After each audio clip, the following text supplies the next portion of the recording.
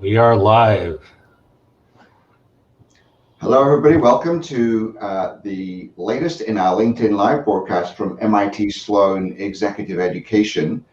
Today, our topic is Transform Your Remote Work Experience, for which I'm delighted to be joined by two experts in this field.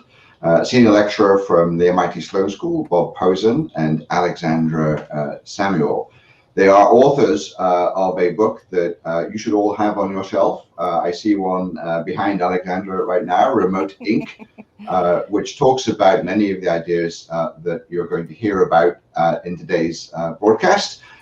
They're also co-presenters in the MIT Sloan Executive Education course, Maximizing Your Personal Productivity, How to Become an Efficient and Effective Executive. Next one of that is May 24th to 27th, live online. See the MIT Sloan Executive Education website if you'd like to learn more about that. Both Bob and Alexandra come to this topic from backgrounds that you might not immediately think of when thinking about this topic. And perhaps we'll hear a bit about this experience when we hear from them in a moment having a conversation. Bob Pozen, as I mentioned, is a senior lecturer at the MIT Sloan School of Management. But his background is as a leader and senior executive in the financial services industry. And Alexandra is a speaker, author, journalist, expert in communication. And we're delighted that she has been joining us and helping us in our executive education program offerings here at the Sloan School. But today what we're going to do, we'd love to hear from you if you would post in the LinkedIn messaging section, sort of where you're from, just to break the ice, help us know where you're calling in from. We'd love to get the conversation going there. Please feel free to ask questions, make comments in the LinkedIn chat functionality as we go along. I will hand over to Alex and Bob shortly, and they will have a conversation about this topic. I'll come back in a little while and then help manage some of the questions that have been coming in. We'll continue the conversation with Bob and Alex. So keep the questions coming. Let us know where you're from. But right now, let me hand over the mic, so to speak, to Bob and to Alex. Bob, over to you. Well, thank you, Peter. Really enjoy working with you and with the executive program at MIT Sloan. As you said, we're going to give another course at the end of May on maximizing your productivity. So, let's think today what we're going to do. We were all sort of rushed into remote work last year in March, and we didn't really have a lot of time to think about what was the best way to go about it. We just made do because of the pandemic. So now is the time to have a more intentional discussion and really think about how we could do remote work in the best way. So today we're going to talk about three topics. The first is what's the right mindset for remote work? The second is how you manage information overload and excess meetings. And the third is how you design the hybrid, what we call the Goldilocks plan, with not too much remote work and not too little remote work. That's a combination of remote work and office work. So let me begin by talking about what we believe is the mindset, the right mindset for remote work. So we want you to sort of think of yourself, if you're working from home or another remote site, as a business of one. You think of yourself as if you own your own small business and it's a business of one. And what does that imply? That implies that you don't just take directions and detailed instructions every day or every hour from your boss, but you treat your boss as if he or she is your client, and your client gives you direction, and you should get clear deliverables with time targets that you would need from any client. But then once you have these deliverables and time targets, it's up to you to decide when and where and how you work. So these are what we call success metrics. We want to see remote workers and their bosses get together and really delineate success metrics that take these abstract objectives and bring them into concrete, operable terms. And once you get clear your objectives by agreeing on the success metrics, it has a lot of benefits. It has benefits to the worker because he or she then knows what they're supposed to do, but then they really have the freedom, the autonomy, and that's the key, the autonomy to figure out when the best time is to work. And they also have the flexibility to take care of their personal or family needs. And it's also really good for the boss in the organization. Instead of spending all their time supervising and what some people would think of as micromanaging, instead of doing that, they're going to have their time to develop clients, to develop new products, all sorts of much better uses than micromanagement. So we're preaching that you need a new mindset, the mindset of a business of one, and that implies a very different relationship with your boss. And we're also saying the way you make that really operational is through success metrics. So I don't know, Alex, do you want to tell me how you think of remote workers and the mindset here? Yeah.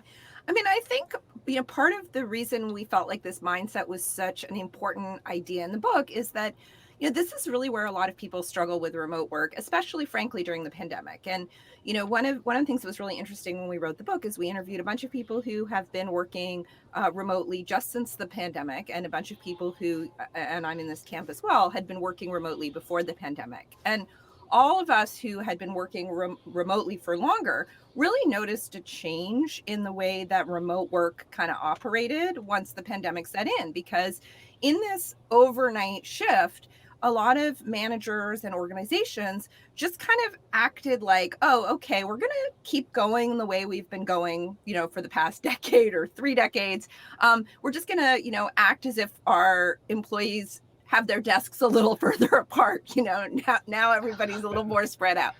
And the thing is that remote work is actually fundamentally different from just, people who are a little more distanced. And part of the problem there is that because managers are so used to being able to just like wander over, see you in a meeting, drop by, chat with you in the break room, and of course we're used to seeing our colleagues in that way. There were in a lot of organizations a tendency to treat like Zoom meetings and other more intrusive forms of surveillance as a way of like keeping track of people every moment of the day. And, I heard from so many people who were really suffering, especially in the early days of the pandemic, but to be honest, it's carried on all year, from the sense that managers expect them to be available at any time from, 8 in the morning until 6 in the evening. Often people will be booked in for 6, 8, or even more hours of Zoom meetings a day. And, it's just brutal. It's really not sustainable. And it's also not, frankly, very effective, because if you talk to anyone who's been working remotely for a long time, they'll say, look, I get so much done when I'm working remotely precisely because I'm not in constant meetings. And so the point of this business of one mindset is to kind of shift your framework so that you don't think of your boss as the person who owns you from 8 in the morning until 8 at night. Your boss is like a person who you're accountable to for your results. And, speaking as somebody who has worked independently for a lot of my career, if a client of mine says, hey, do you have time to meet today? I will really, twist myself into a pretzel to say yes, but I don't put myself at their disposal at the drop of a hat. We negotiate and find a time to meet. And it's a subtle but important shift to thinking, of yourself in that more entrepreneurial way, where you have a little more control over your time, a little more control over how you get your work done. And then that turns out to really pay off for productivity. When we surveyed about 2,000 remote workers in partnership with a polling company called Maru Blue. And it was really clear from that survey that remote workers who had more autonomy and more control over exactly how and when they got their work done felt a lot more productive and a lot more satisfied, because it's Yeah. hard to be productive if you're being told what to do every minute of the day. Yeah, you know what I hate the worst is I hate these companies that have responded to remote work by putting monitoring software on people's computers and their phones. This is the obsession with the number of hours worked. And one of the things that we're trying to do by pushing the business of one is getting away from the whole notion of counting the number of hours you work and focusing on the results. What in any knowledge professional career, in any job that involves knowledge professionals, the objective is to get good results, not just to see how many hours you put in. If you put in a lot of hours and you get bad results, that's really not a great thing. So we want people to focus on the results, and this success metrics is a way to make sure that the boss and you are focusing on what's the right results, what's the agenda that you have together. The other thing you mentioned, Alex, you started to mention that people have back-to-back meetings, and and I think we would say also they get flooded by emails and text messages and other things. So I think those are the two probably biggest problems that people tell us that they confront when working remotely: information overload and meetings. So maybe you start to sort of address how people could deal with these two very difficult problems. Yeah, absolutely. And I really, in this context, I feel like I want to start by mentioning the fact that you and I have yet to meet. So Bob and I have known each other. We literally haven't even known each other a year yet, and we have written and published an entire book, which still seems like a miracle to me.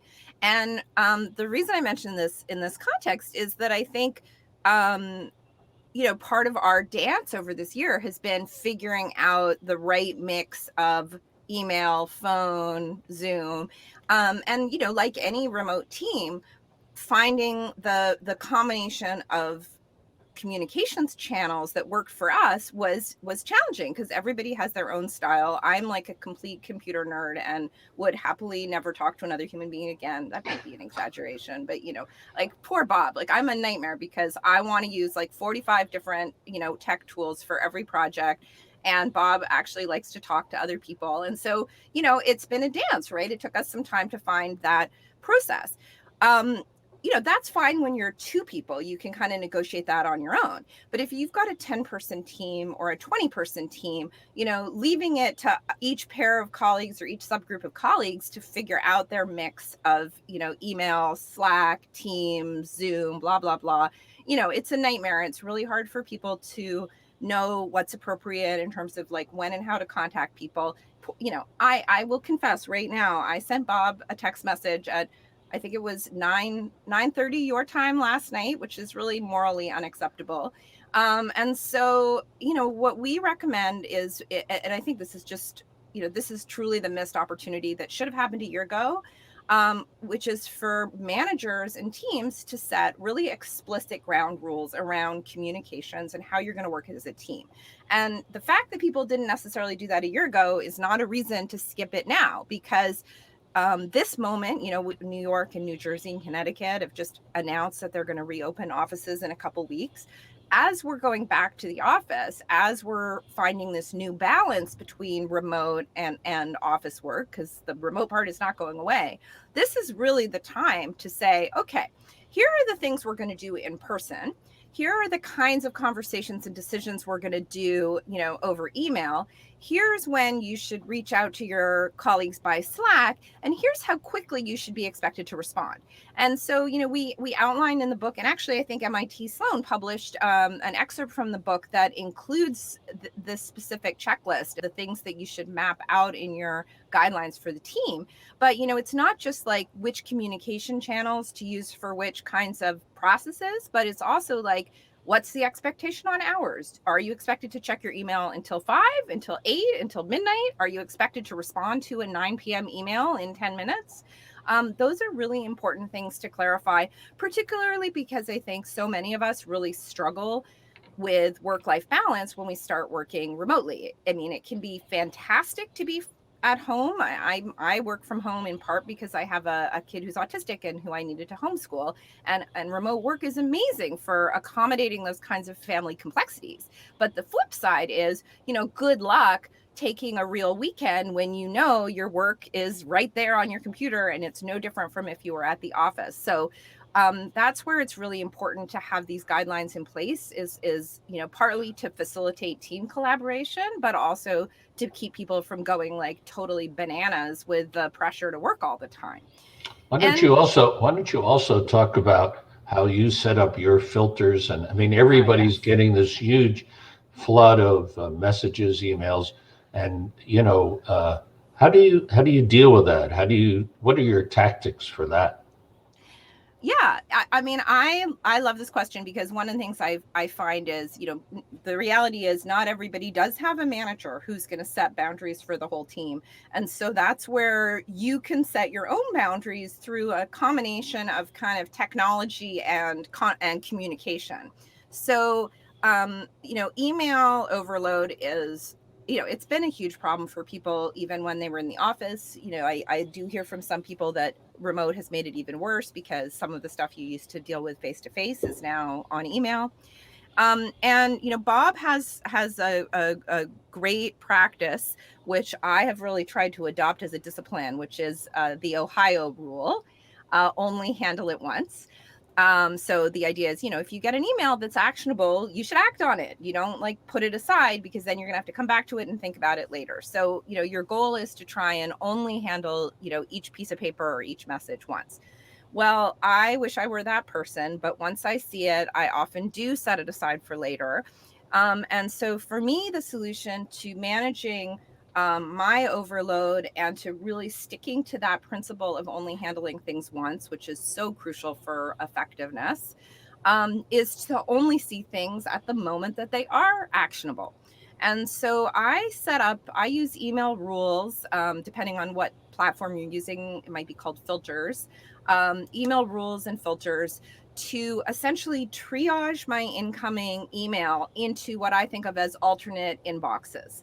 So my goal, and this is something that I developed when I was running my own company. I had about 10 employees, and I got so much email from my own people that I sometimes missed emails from clients or prospects. And so I set up this process of filtering my email so that my primary inbox, the thing that you probably think of as your one inbox, was only filled up with messages from clients, prospects, people I didn't know.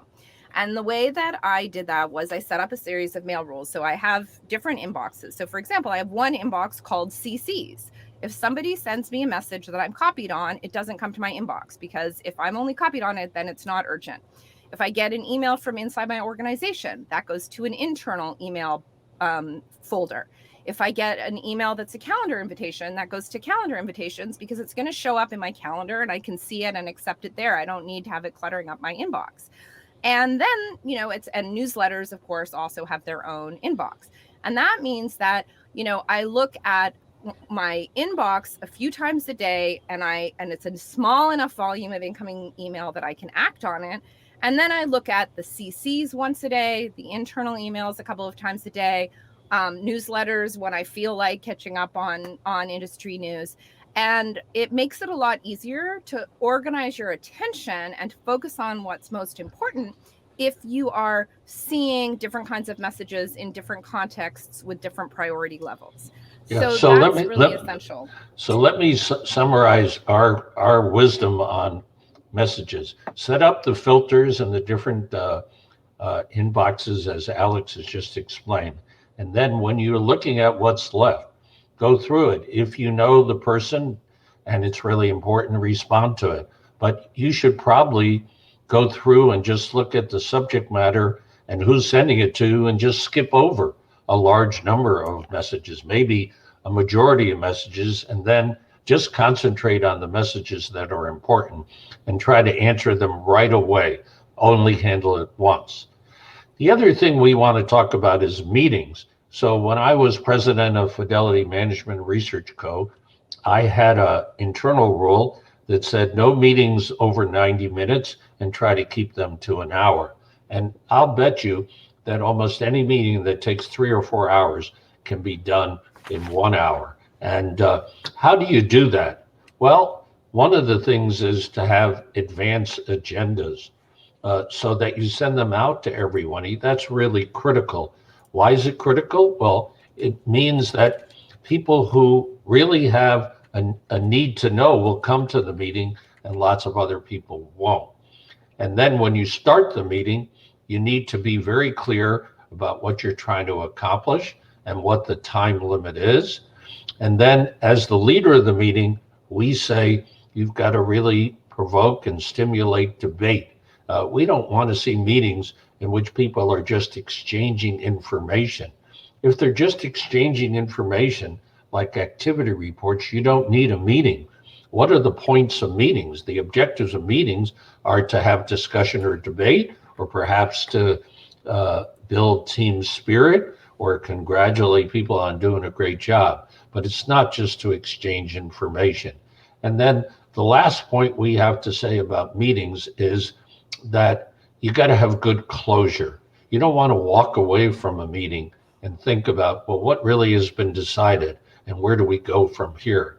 So we strongly urge you to be very explicit about what has been decided and then what are the next steps, who has responsibility for the next step, and what the time frame is for that. So that's our approach to meetings in general. And we say when you're working remotely, we want to keep your meetings down to 45 minutes. So you have a few minutes between meetings. Alex said it, and I'm sure she's right, that lots of people just have one hour meeting after another throughout the day, and there's no real time for breaks. So we try to go against that. Alex, what else might you add about meetings? Yeah. Well, I will say that one of my favorite pieces of Bob wisdom that has really changed my own practice is Bob has this idea of the two-sided calendar, and I have several calendaring software companies twisting themselves into pretzels because I'm now insisting on changes to the platform in order to accommodate this strategy of Bob's. Because he has this process, which I love, which is every day, and this is part of being productive, right? Is you do need to have some rhythms, and I'm much more chaotic as a human than Bob is, and so I actually find I need those structures even more. So, we each already kind of had a system of doing a weekly review where we would look at our calendars and think about, what we're aiming to do over the course of the week and when we're going to get our big tasks done. But what Bob has added to my life is this idea of a daily review where, every day at the end of the day or in the evening, you look ahead at your calendar for the next day. And for each meeting or appointment in your calendar, you jot down what your goal is for the meeting. And it seems like such a simple practice, but it's really transformative for a couple of reasons. First of all, you realize when you start doing this that you, like, at least I always have items on my calendar where I'm like, I have no idea why I have this meeting. I don't know why. I don't even know what the meeting agenda is. Somebody just put it on my calendar. So that's a really good opportunity to, find out in advance, like, what are we meeting about? That way you can get your stuff prepared. Or if it turns out there is no point to the meeting, you can get it off of your calendar. But then the other thing is that it can be really focusing because, I might have, let's say if I'm working on a story, I might be like, I'm working on a thing for the journal about hybrid work. I might have an interview that I'm doing with somebody. And when I look at it in my calendar, I think, oh yeah, I'm doing this interview because I need somebody who's going to give me a quote with the manager's perspective on what's challenging about hybrid work. And I jot that down in my calendar event. And now when I show up at that meeting, instead of just kind of chatting and like seeing where the conversation goes, I am very clear on what I'm trying to get out of the interview. And that's like such a transformational practice. And to be honest, I think if everybody adopted that daily review, first of all, we'd have fewer meetings because people would cancel the stuff that doesn't have a point. And second of all, when we do have meetings, they'd probably be faster and more focused because everyone knows what they're doing there. Yeah, I think that one thing that happens if people just let all these meetings come on their schedule, what they're really doing is being very passive and they're accepting everybody else's agenda and they're just Totally. responding to that. And so they're not getting their stuff done. So I like to combine this practice of really jotting down what the purpose of the meeting is with your goal setting and priorities for the week. So then you're pursuing your goals, you're actively Mhm. pursuing them rather than passively accepting what everybody else is doing. So that for a lot of people is a big change and a big change for the positive. Better. Well, and then this comes into this, we talk a bit in the book, and frankly even more now as folks are thinking about the hybrid workplace, about the way remote work can and should change the balance between solo work and collaborative work. And again, this is part of, I think, like the pathology of transitioning to remote work overnight. And we joke in the book, right? If you were if you were going to onboard 50 million people onto your workplace, you probably wouldn't, onboard all 50 million in the same 24-hour period. But that's essentially what happened last March when 50 million people suddenly went to working overnight at home. And, the problem with that is that we didn't really rethink the way we work as organizations. And the truth of the matter is that rethink is quite overdue, because when you think about how much of our work in a typical, information era job takes place through meetings, well, a lot of that is a holdover from the pre-internet, pre-tech days, right? Like 1960, if you're trying to decide on a sales strategy with your colleagues and you're not in the same room, you're what? Dictating a letter to your secretary on her IBM Selectric. And I say that as someone who's old enough to remember the IBM Selectric. It was a beautiful machine. But your secretary types it up. I mean, some of this may literally be news to people who've never seen these machines. You have a carbon, it goes in the mail. It goes, takes 2 days. Somebody replies with their thoughts about sales strategy. It's incredibly time consuming, right? So of course people had to get in a room and have a meeting. It was a pain to try and make decisions not in the same place. But hello, we've had email, we've had Slack, we've had Google Docs, we've got Teams, Zoom, like a whole universe of tools that make it possible to communicate from different places, but also to work effectively asynchronously, not at the same time, right? I can start, Bob and I did this for the book, right?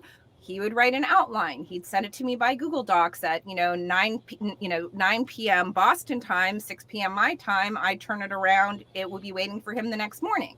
And so, that ability to make use of time zone differences, to make use of, I work when I have a gap between meetings, Bob works when he has a gap between meetings. This is the power of remote work, is for people to be able to work at their own pace in the way that works for them, to be able to really concentrate in a way that is super difficult when you're in an office where there's a ton of background noise and people interrupting you. And yet we're so habituated to getting our work done in meetings that we never stop to say, wait a second, is a meeting really the best way to draft a report? Is a meeting really the best way for us to share the latest sales figures? Is a meeting really the best way for us to develop our presentation? Or could we perhaps each take a piece of that work, take it back to our little quiet cubby holes in our home offices, do really great focused work on our own, and then come back together to move the project to the next phase? And so that's the strategy we advocate in the book. We call it punctuated collaboration. Yeah, I So love that term, punctuated collaboration. That's really great. I love it. yeah, well, that came out of our You've taught me conversation. that. Yeah, I love it. And we saw that. One of the first, the book has a whole bunch of profiles of different people who work remotely, and one of the first people we interviewed was this fabulous woman, Maggie Crowley Sheehan, who works for a marketing company where she had been working remotely for several years before the pandemic hit. And she told me when the pandemic, when she first worked remotely, it was an experiment. The company was really skeptical. People were worried about how it would work. And she found it really difficult because she was 3 hours ahead of the rest of the company. And so she would be kind of waiting in the morning, not sure what she should be doing. And then they developed this strategy of, essentially batching the work so that she could have a piece to work on first thing her time. And then by the time people woke up on the West Coast, she'd have a piece of work to share that they could kind of then consult and work on together. And, she told me that when the pandemic hit, somebody in the company said, gosh, we're all going to become 80% more productive now, because that's what happened with Maggie when she started working remotely. And that should be the goal.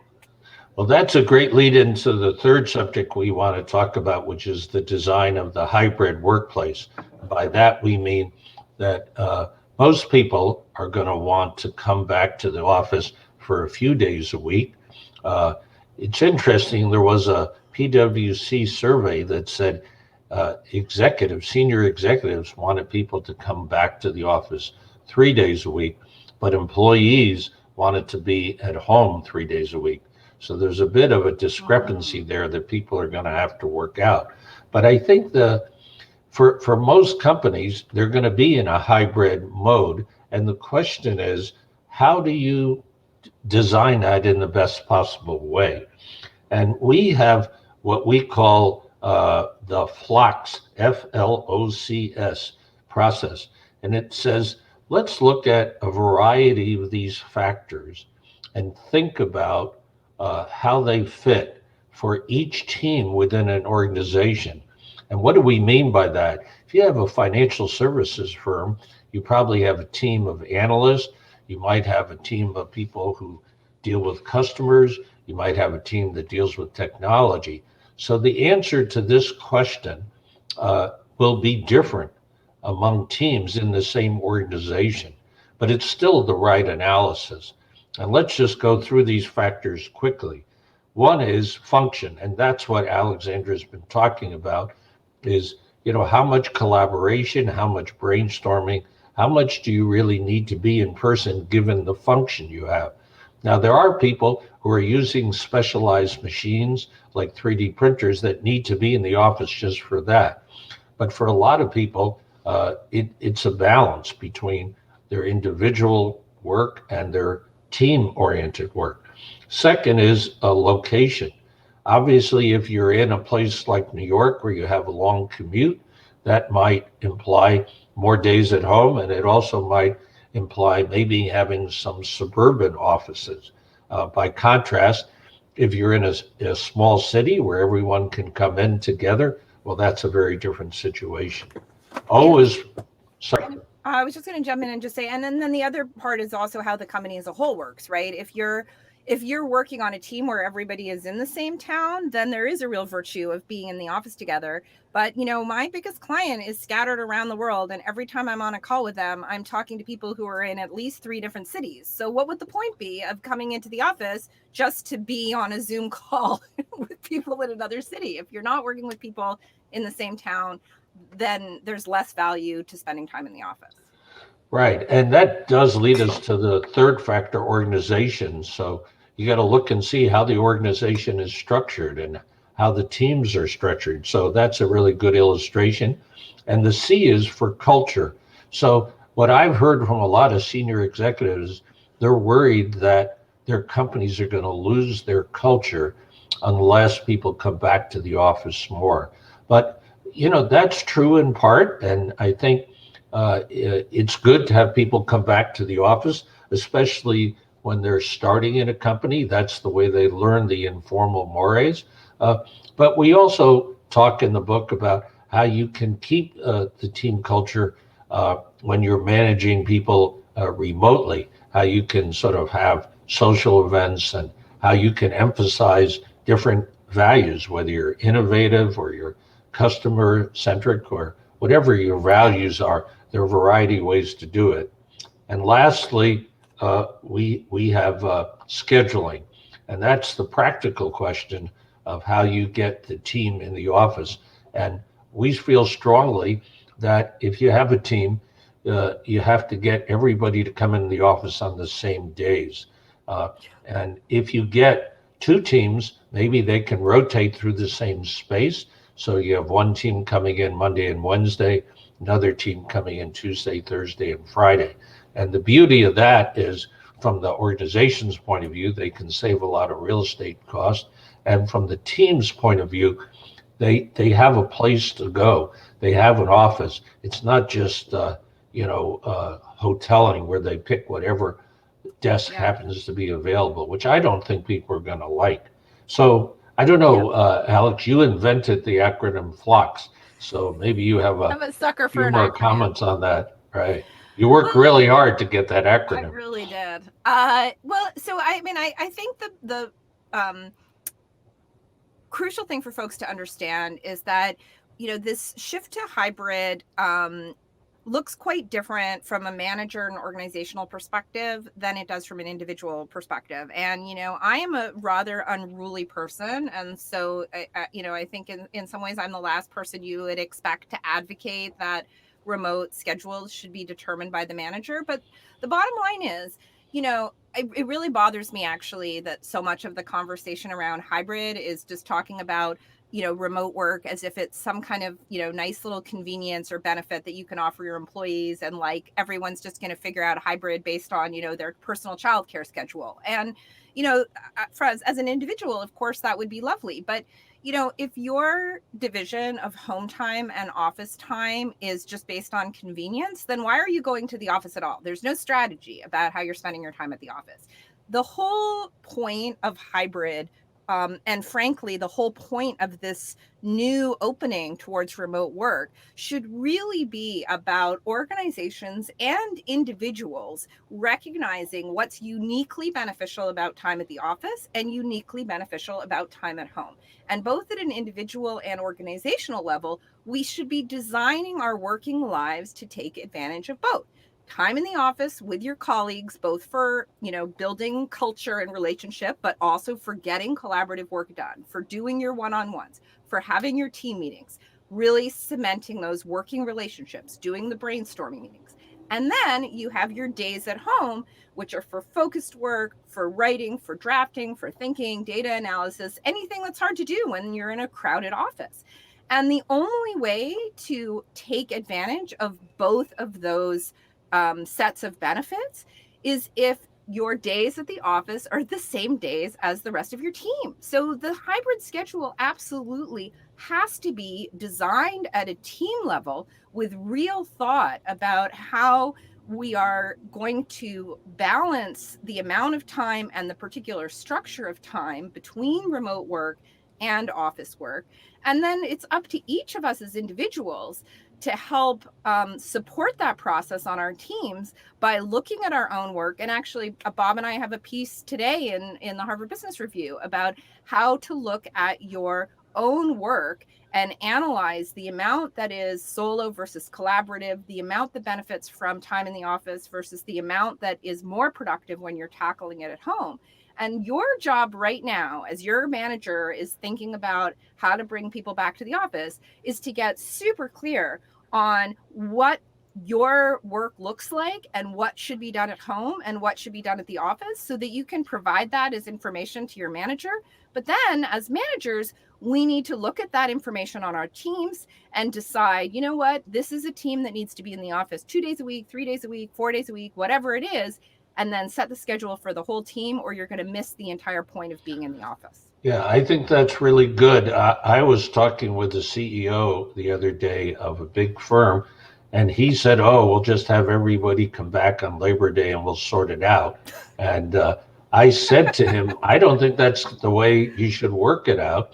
You should really spend the summer, if you're going to come back to the office, really thinking through these questions about what's the best hybrid, what's the optimal combination of office and remote work, and then you sort of put it out like a possible plan and get feedback from your employees and from your managers about whether this works. And I think you might very well come up with a different arrangement, a different mix, depending on the various teams in your organization. So, but the nice thing is that for most companies now, most organizations, they have a chance now to rethink this. They have a chance to come up with an optimal design, maybe try out a few and not just go by the seat of their pants. So Yeah. it's great that we have this opportunity. So I think now we're going to ask Peter to come back and see if we have some interesting questions in the chat. Uh, we've been Great, thanks. chatting between ourselves, but we want to expand the conversation. Thanks, Bob. There's been a very vibrant discussion going on the side in LinkedIn. Well, we've also been having a very vibrant discussion, a lot of endorsement and I think kind of acknowledgement of the ideas that you're talking about, but some interesting questions as well. Going back, perhaps Bob, to the first part of we were talking about trying to move from measuring inputs, if you like, hours worked to outcomes. Two-part question, partly from Michael Belanger was wondering about how to create trust in that kind of environment, so that people understand, so that colleagues and peers within a team all sort of trust that work is actually getting done and being distributed in kind of equitable ways, and everybody is pulling their weight. And coming at it from a different perspective, Melissa Gresh was wondering, well, what about people who do much more task-based work, like perhaps support staff? How do you think about outcomes or empowering those people to work on outcomes? Well, those are two good questions. The first question on trust is, we hear that a lot. If you get off hours, then a manager is saying, how will I know that this person is actually working and they're not just practicing their golf swing or they're going to the beach? And I think that's where success metrics come in. If you have an agreement, not just on generally what you're going to do or objectives, but you have success metrics with a time frame, then everyone is held accountable to produce the results, and everybody knows what is expected of that. Now, it's true that some bosses might say, well, I'm not that comfortable with it. I don't know whether I'm really willing to do that. And we suggest in the book that you sort of run a little pilot. You say, okay, let's try to do this for a week or for a month and see, we'll agree on some success metrics and we'll see whether we can get more done here. So we'll start to get the boss to be more comfortable with that. On the second question of task-based work, I mean, we would agree that if work is very commoditized, then hours might have more of a role.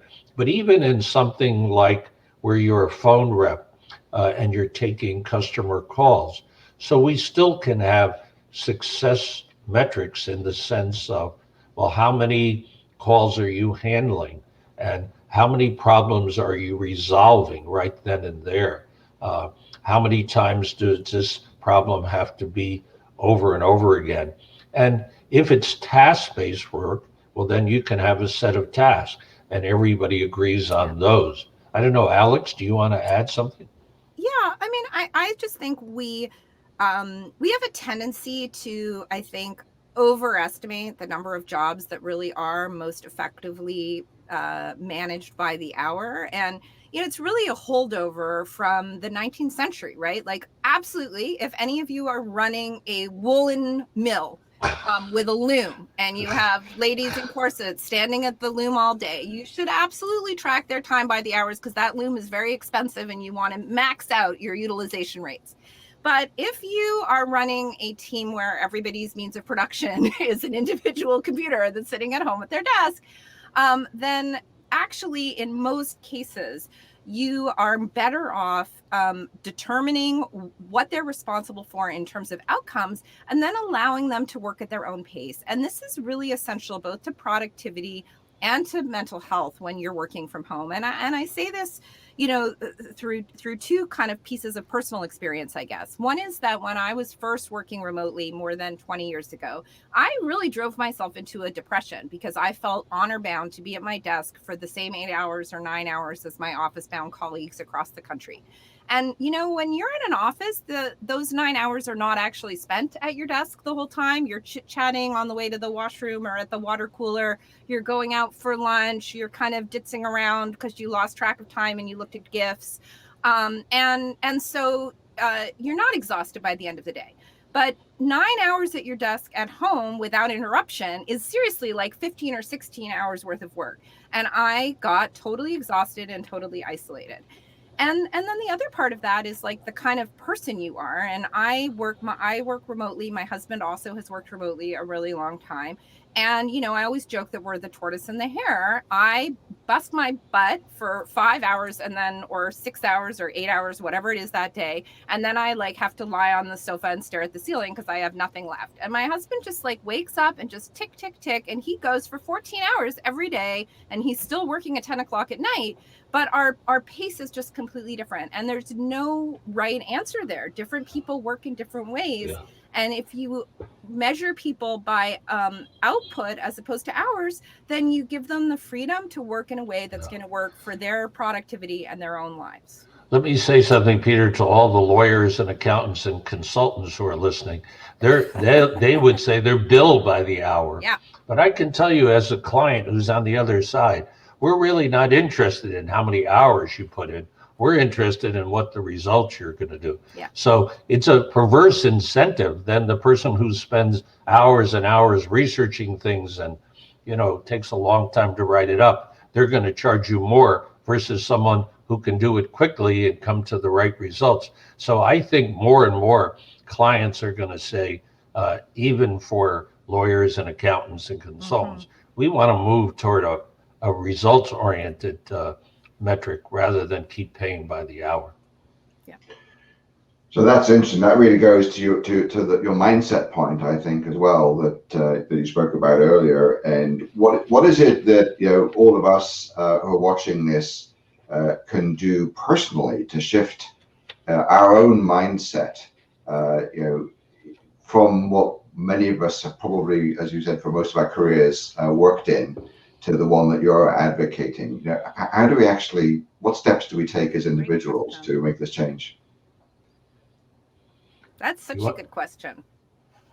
Bob, do you want to take a crack at it, or do you want me to? Why don't you start and then I'll kibitz. Yeah.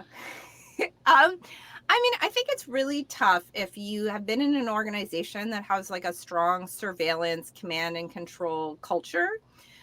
So the first thing, really to think about is, am I attending this nonstop set of useless meetings? Am I at my desk from 8:30 until 6:30 because my boss really expects me to be there? Or is this a sort of self-imposed anxiety?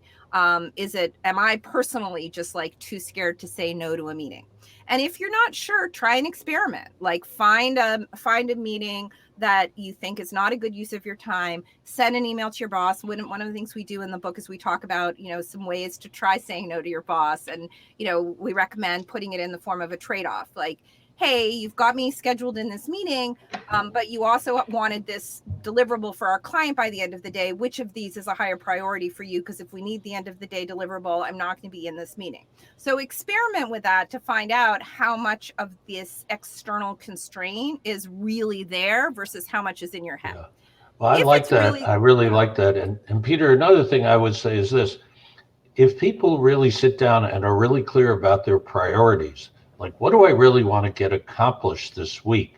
So then that shifts you away from hours, because you're going to judge yourself at the end of the week. Have you accomplished A, B, C, and D? These are my top priorities. And so you can't fool yourself by saying, well, I went to lots of meetings and I handled lots of emails and, I talked to my boss. And of course, you need to make those priorities clear to your boss so that he or she is on the same page with you.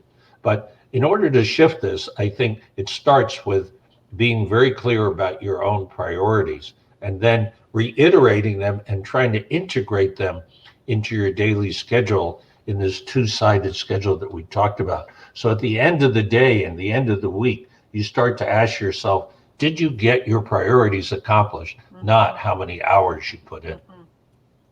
Sure. Maybe one of the risks with that, and a lot of people have been asking questions about this. Let me just pick on one from Claudia Marvin, thinking about mental health and overload and sort of all the potential downsides that might come with this sort of autonomy and moving from tracking the hours that you're working or working defined hours to being more about sort of goals and outcomes, how do we defend ourselves against finding that we're just setting unrealistic goals or allowing unrealistic goals to be set for us, and not just literally working all the time and not being able to separate work from other things that we need to be doing to take care of ourselves and our families and well-being. This seems like a big stressor at the moment. Well, I think a lot of people, when they start working remotely, miss the structure of the commute and the office. And so they feel very at sea. And we hear a lot of people saying they feel socially isolated because of that.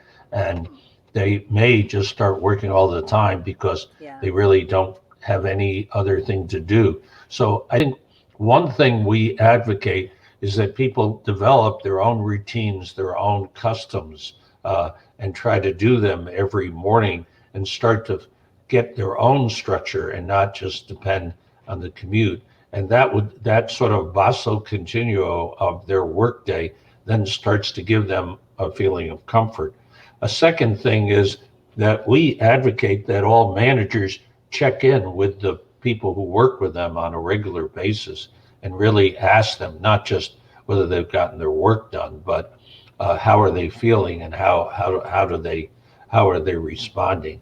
And third of all, that's a reason why we think that the people need to come in the office. They need to come in the office for two or 3 days a week in order to have that social interaction, in order to have that feedback, so they're not just going down a rabbit hole without any sense of that. Alex, did you want to add something? This is where I'll argue with you, because I think, it's really important for both individuals and organizations to recognize that if you have only been working remotely since March of 2020, you actually have not experienced remote work. You have experienced pandemic remote work, which is a completely different animal.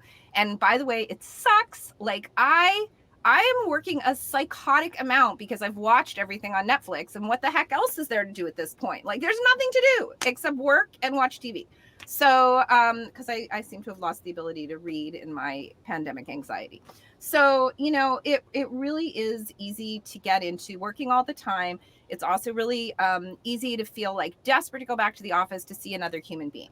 But I can say, when you're not in the middle of a pandemic, first of all, your life does not have to be structured entirely around work. You can get up and go to the gym. You can get up and go and work in a coffee shop with a friend who is also working remotely that day. And then that gives you some social interaction and some structure. And, one of my biggest concerns about this return to the office is that so many people now think they know what remote work is like, and they only know what it's like in an incredibly bizarre and constrained context. And so I think that as we navigate this new period where we have an opportunity to combine work and home, I hope that as we carve out our strategy for working remotely, we don't just look at like, oh, my remote day, I'm accountable for doing 12 hours of work and writing like 5,000 words. No, my remote day, I'm going to really do good concentrated work, but then I'm going to go for a 2-hour walk in the middle of the day that is equivalent to the time I would have spent at the water cooler at the office. I'm going to refresh myself.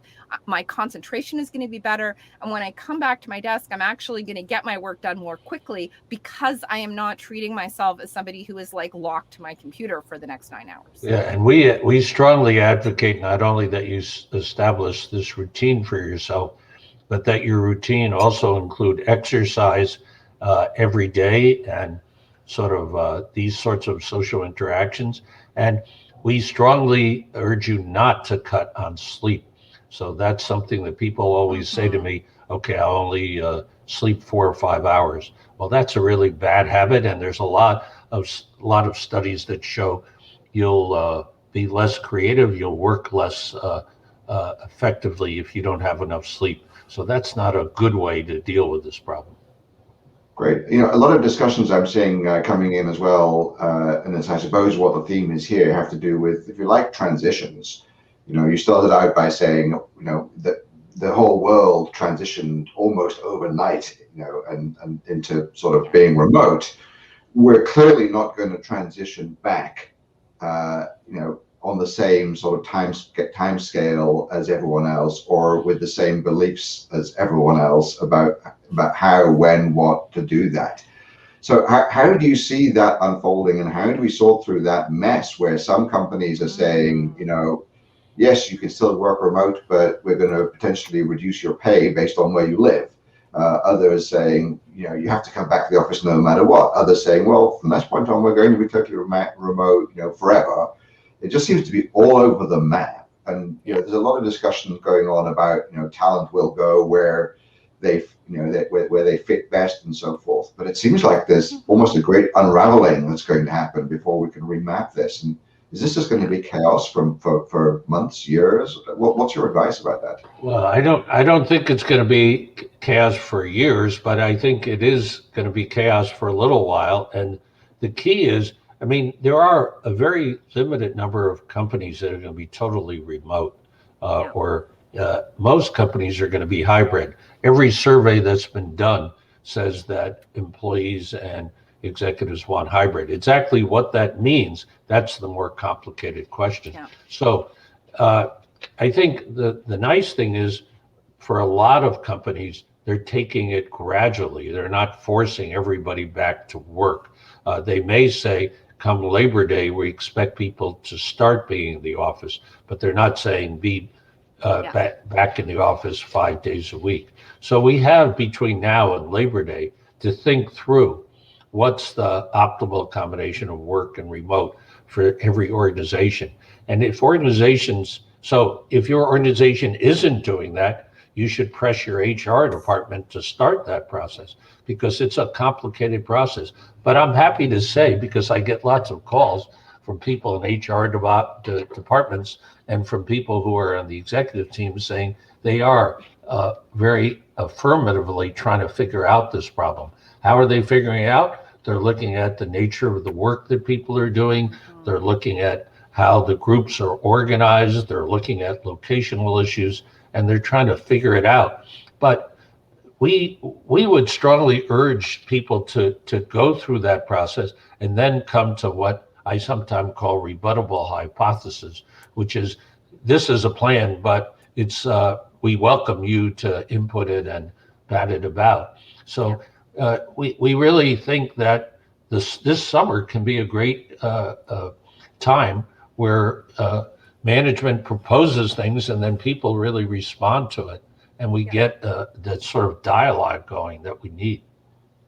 Well, and I do think that's the value of the flocks. Like, our notion of this flocks process is that it gives companies a really structured way of analyzing the way that they want hybrid to roll out. And, frankly, part of the reason that's so crucial is because of the equity issues that we've already seen around remote work during the pandemic. Part of the reason COVID ravaged communities of color in a different way from white communities during COVID was because people of color were more likely to be in jobs that could not be done remotely. So we already have that issue in terms of the future of remote versus office work. And now we're going to have another layer very clearly, which is gender, because I think there's a very strong possibility that men are going to return to the office either at a higher rate or for a greater portion of their time. Women are going to stay at home in order to manage childcare issues. And if the spending time at the office is associated with stronger professional relationships, stronger likelihood of promotion, it's going to dramatically exacerbate the impact we've already seen during COVID in terms of the gendered impact of pandemic on the working lives of women and men. I think that inclusion point is really important. So thank you for raising that. And I think disability is another one I've heard people talking about, including the fact that as a result, perhaps of COVID, that there may be more of us who are facing physical challenges, for example, with health, that have that kind of impact as well. Just there's a few comments as well about kind of our audience is very international and global here. And so we're very fortunate, all three of us, to be sitting, well, certainly Bob and I, to be sitting in the United States. I guess Canada is not in the same place as we are in terms of vaccination and the timetable for potentially returning to whatever that new normal is. Other parts of the world really struggling with that as well. so many of our businesses are global and international, and we're so influenced, and dependent on each other.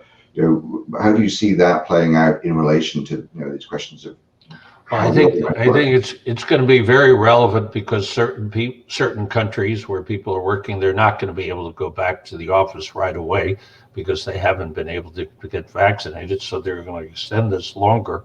But when you have international companies, then you're going to have to make decisions about, we think, from a team perspective, is how do you find common hours when the team can work together and everybody be on? And then Alex would say, and they don't have to be synchronous all the time. They can have asynchronous activities. So I think probably for people in a lot of countries, this remote work's going to last a lot longer. And then we have to get a lot better at managers managing remote teams and about getting teams to coordinate if they're in different time zones. Great. Well, an hour is going by really quickly. We've still got a lot of questions coming in. I don't know if there's any last minute ones I'm just scanning through to add. But while I'm doing that, Bob and Alex, just from this discussion, have you have any sort of new ideas or thoughts occurred to you? So many people are saying this is a dynamic situation. We've all got so much to learn. What are you learning right now? Well, I'm learning that it is very much a process. It's a learning process. No one really knows the right answers to these questions, and that's why I think the idea of trying things out, pilots, betas, is really the key. It's going to be the case that some bosses are going to be reluctant to go to results. So we got to figure out a way for them to try it out and see that it works for them. Similarly for organizations, some of them may have a hard time. We've seen some bosses say everybody needs to come back to the office 5 days a week. Well, that's a little crazy. That doesn't really make much sense. But so we have to have a pushback. We have to have a dialogue on this and try out different hybrid plans. So what I'm learning from this is how we have to view this as an iterative process. It's like the agile way of doing software. We have to keep doing it and trying to improve it as we go forward. Great, thanks, Bob. And Alex, any closing thoughts from you about what you're learning right now? Well, I think so much of what we're seeing in the past year and then at this juncture now isn't really about remote work. It's really a reflection of profound personal, social, and business anxiety that are a result of a once in a generation, God willing, event. And we, inevitably see this transition to remote work and back to the office through the lens of the terrible disruption that happened in our lives a year ago and our, very desperate personal and collective desire to return to normal. And, to be honest, I don't think we're going to make good decisions either individually or as organizations unless we really accept that we're not going back to the previous world. And for 1,000 reasons, it's not going to be possible to recreate the offices of 2019 in 2022.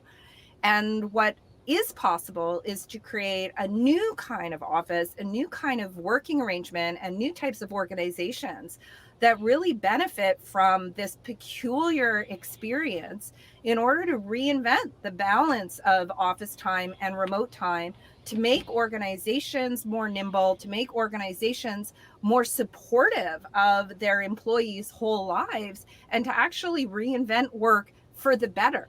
And it's only when we set that goal of making the new hybrid workplace better than the old workplace that I think we'll really find productive and happy outcomes for organizations and individuals. Well, those are both incredibly inspiring conclusions and visions at a time when we need inspiration and we need leadership. So thank you, Bob Pozen and Alex Samuel, for your leadership in this topic and in today's meeting. Bob, it is a kind of a meeting. We've been having a discussion. I don't know if we came into it with an agenda, but we're certainly leaving it with some actions. Looking at the chat, many people in the audience are thanking you profoundly for the ideas that you shared today, and are saying that they will go and implement them. And for us at MIT, that is absolutely music to our ears, because implementing the ideas that are generated and created here, making a difference in the world, is core to what we're about at MIT. So thank you, Bob. Thank you, Alex. Thank you on behalf of this large audience of many thousands of people who registered for this webinar. Thank you to all of you who have logged in and helped by asking questions and making comments and engaging with us and with each other. This is absolutely what it's all about.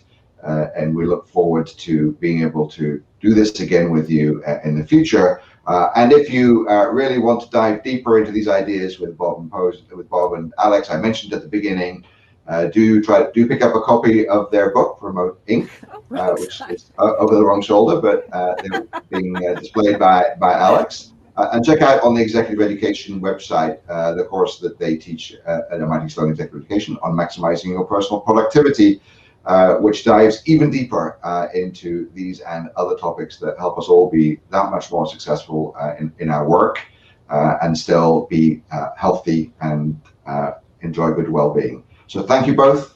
It's been a pleasure. Thank and you. I will look forward to seeing everyone on a future event. Thank you.